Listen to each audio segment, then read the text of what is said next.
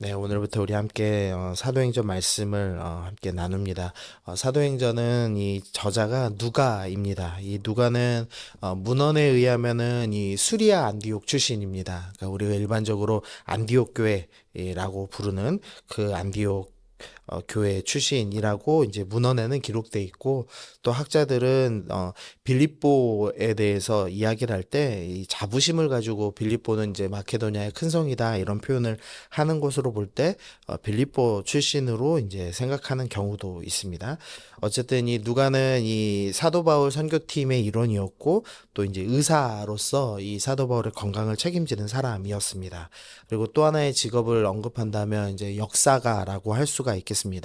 그래서 이 누가는 이 이방인의 눈, 또 의사라는 아주 세밀한 눈을 가지고 이 초대교회의 역사를, 또 예수님의 행적을 기록을 했습니다. 그래서 예수님의 행적은 누가복음에 잘 나타나 있고, 또 이어서 사도행전에 이 초대교회의 역사를 잘 기록했습니다. 그리고 오늘 본문 이제 1절에서는 이 수신자가 나오는데요. 이 사도행전 편지를 받은 사람은 데오빌로라고 지금 기록이 되어 있습니다. 이 누가복음도 동일하게 이제 데오빌로가 이제 수신자입니다. 근데 이 데오빌로의 이름이 하나님의 사랑받는 자라는 이제 뜻을 갖고 있습니다. 그래서 이 사람이 실존 인물인지 아닌지에 대해서 조금 의문은 있습니다. 그런데 이제 누가복음 1장 3절에서 데오빌로를 각하라고 부르고 있습니다. 그러니까 정확한 이 칭호를 언급한 걸로 볼 때는 분명히 데오빌로는 이제 실존 인물이었던 것 같습니다. 근데 아마도 이 초대교회에 박해받는 그런 상황들이 있었기 때문에 고위직에 있어서 실명을 언급한 게 아니라 이 가명으로 이제 이 설명한 것 아닌가, 이제 이렇게 이제 생각하기도 합니다. 어쨌든 이 이방인 누가의 눈으로 이제 이 초대교회 역사를 우리가 함께 새벽에 살펴보도록 하겠습니다. 먼저는 우리 6절 말씀을 좀 보시겠는데요. 이 제자들이 예수님께 이제 여쭈어 이르되 주께서 이스라엘 나라를 회복하심이 이때이니까라는 말을 합니다. 예수님께서는 지금 성령께서 임하시기를 기다리라라고 말씀하시자 제자들이 이 성령의 임재가 종말의 때, 마지막 때 일어나는 사건이라고 생각을 했습니다.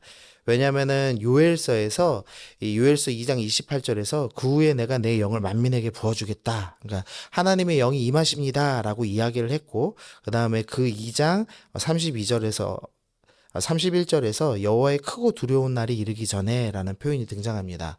그러니까 요엘서에서는 하나님의 영이 임하겠다. 그런데 그것이 여호와의 크고 두려운 날이 이르기 전이다라는 표현이 있었기 때문에 이 제자들이 이 요엘서의 예언을 잘 외우고 있었기 때문에 이제 성령이 임하시면 마지막 때가 되는 것 아닌가, 아마 이렇게 생각했던 것 같습니다. 그런데 중요한 것은 이 마지막 때에서 이스라엘 국가가 회복되는 것으로 이해했다는 것입니다. 그러니까 예수님의 제자들이 지금 3년 반이나 예수님과 동행을 했는데 아직도 하나님 나라와 자기들이 갖고 있는 눈에 보이는 국가 이스라엘을 구분하지 못하는 아주 어리석은 수준의 사람들이라는 것을 드러내고 있습니다. 그럼에도 불구하고 이 제자들이 어리석음에도 불구하고 오늘 말씀 이후에 이제 성령께서 오순절에 강림하실 것입니다. 그래서 우리가 먼저 좀 묵상해야 될 것은 주님께서는 우리의 연약함과 상관없이 임재하신다는 것입니다. 우리의 연약함과 상관없이 주님께서는 임재하시고 우리를 통해서 일하십니다. 보통 우리는 우리의 연약함 때문에, 우리가 지적으로 부족하기 때문에, 우리의 헌신이 부족하기 때문에, 내가 여러 가지 뭐 사회적으로 잘 못하기 때문에 분명히 나를 통해서는 큰일이 일어나지 않을 거다, 이제 이런 생각을 합니다. 그러나 성령의 역사는 우리의 연약함을 뚫고 역사하신다라는 것을 먼저 좀 기억하시면서 이 사도행전 말씀 묵상하시면서, 하나님, 나는 연약하지만 연약한 제자들을 통해 역사하신 것처럼 나에게도 역사해 주옵소서, 우리 그렇게 소망하면서 먼저 나아가야겠습니다. 두 번째로 생각할 것은 예수님께서 이 모든 것을 성령으로, 성령을 통하여를 계속 강조하셨다는 것입니다. 2절 말씀 보시면 그가 택하신 사도들에게 성령으로 명하시고 승천하신 날까지 이를 기록하였노라 라고 되어 있는데요. 이 2절의 말씀은 이 예수님의 행적을 요약하는 것이죠. 예수님의 행적, 예수님이 하신 그 모든 일은 성령으로, 성령을 통하여서 제자들에게 명령하셨습니다 라고 말씀하시고, 4절 끝부분 보시면 아버지께 약속하신 것을 기다리라라고 합니다. 이 아버지께서 약속하신 것은 바로 성령이죠. 그래서 너희가 내가 성령을 통하여서 너희에게 명령한 것을 들었고 또 이제 성령을 기다려야 한다라고 이야기합니다. 5절 끝부분에도 보시면 성령을 통하여서 너희가 세례를 받을 것이다라고 말씀하십니다. 그러니까 예수님은 예수님의 사역을 성령을 통해서 하셨고 너희에게 성령이 임할 것이고 너희가 성령임을 통하여서 세례를 받아야지만 이 모든 사역을 감당할 수 있다라고 말씀하시면서 반복적으로 우리 성령에 대해서 강조하고 있다는 것을 우리가 알 수 있습니다. 그러면 이제 우리가 어떻게 성령님과 함께 할 수 있는가를 생각해 봐야 되는데요. 먼저는 성령께서는 진리의 영이라고 성경은 분명히 말씀합니다. 그러므로 반드시 우리가 성령님과 함께하기 위해서는 성경을 가까이 해야만 한다는 것을 먼저 좀 기억을 해야 합니다. 우리가 성령님께 쓰임받기 위해서 늘 말씀을 가까이 하는 말씀의 사람이 되어야 한다라는 것을 생각하시면서 이 사도행전을 묵상하면서 주님 내가 이 사도행전을 묵상하는 기간 동안에 말씀의 사람이 되기를 소원합니다. 우리 그렇게 기도하시면 좋겠습니다. 그리고 성령과 함께하기 위해서는 주님께서 약속된 것, 이 성령님을 기다리라라고 말씀하셨습니다. 그래서 제자들이 기다리는데요. 어떤 상황에서 기다리는지를 좀 우리가 묵상을 해봐야 되는데요. 4절 말씀 보시면 사도와 함께 모이사 그들에게 분부하여 이르시되 예루살렘을 떠나지 말고 기다려라라고 말씀하고 있습니다. 예루살렘을 떠나지 말라고 하셨습니다. 근데 이 예루살렘이 제자들한테 어떤 의미가 있냐면 사실 예수님께서 죽으신 곳입니다. 자신들이 3년 동안 따라다녔던 가장 사랑하던 그 스승님이 돌아가신 그 장소였죠. 그리고 예수님을 죽인 사람들, 이 바리새인들과 사두개인들이 모여 있는 곳, 그곳이 바로 예루살렘이었습니다. 그래서 예루살렘은 적들이 가득하기 때문에 절대 평안할 수 없는 장소였습니다. 그런데 하나님께서 그곳을 떠나지 말라라고 말씀하고 계시죠.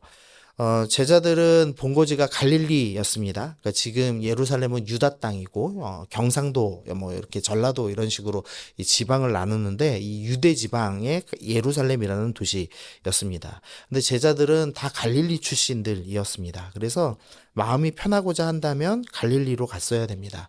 그런데 예수님께서는 지금 네 마음 불편한 곳, 심지어 예수님께서 죽으신 곳에 머물러 있어라라고 말씀을 합니다. 기다리라라는 말씀은 평안한 곳에서 기다리라고 하신 것이 아니라 불편한 곳, 그리고 예수님께서 명령하신 곳, 그 장소 가운데서 네가 순종하며 충성하며 십자가를 지며 기다리라라고 우리 가운데 말씀하십니다. 성령님과 함께하고 싶다면 우리는 불편한 곳에 머물러야 한다는 것입니다.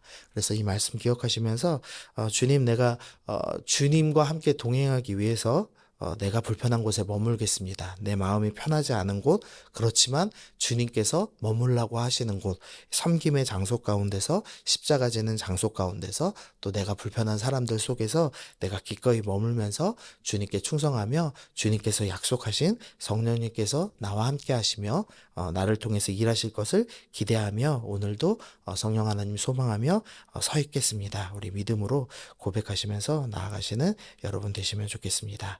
그래서 우리 말씀 정리하시면 오늘 제자들의 연약함을 뚫고 성령께서 임하실 것입니다. 그래서 우리에게도 임하실 하나님을 기대해야겠습니다. 성령님께서는 진리의 영이십니다. 그러므로 우리가 말씀 부여잡고 우리가 기다려야겠습니다. 세 번째로는 예루살렘, 우리에게 불편한 곳, 우리가 두려워하는 그 곳 가운데서 충성하며 순종하며 기다리라 말씀하셨습니다. 그래서 이 약속의 말씀 우리가 붙잡으시고 오늘도 불편하지만 두렵지만 순종하며 우리가 자기 십자가를 지고 주님께 한 걸음 더 나아가는 우리 모두가 되기를 소원합니다.